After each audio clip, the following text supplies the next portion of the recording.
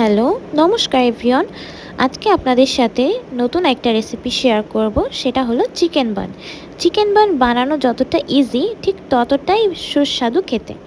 তাহলে চলুন শুরু করা যাক। প্রথমেই একটা কড়াইতে অল্প পরিমাণে তেল গরম করে সেটার মধ্যে গোটা জিরে ফোড়ন দিয়ে নিচ্ছি। তারপর সেটা ভালো করে নেড়ে চেড়ে এটার মধ্যে আমরা দিয়ে দেব পেঁয়াজ কুচি। আমি এখানে 2 চামচ পেঁয়াজ কুচি ব্যবহার করেছি। এখন পেঁয়াজটা ভালো করে ভাজি করে নিয়ে একটু নরম হয়ে গেলে এটার মধ্যে 1 চামচ রসুন বাটা, 1 চামচ আদা বাটা দিয়ে ভালো করে সেটা নেড়েচেড়ে ভাজি করে নেব।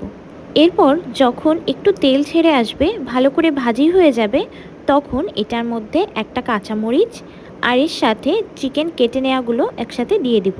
এখন এটা খুব ভালো করে ভাজি করে নিতে হবে। ঢাকনা দিয়ে ঢেকে দিব কিছুক্ষণ। এরপর ঢাকনা খুলে দেখতে পাচ্ছেন চিকেন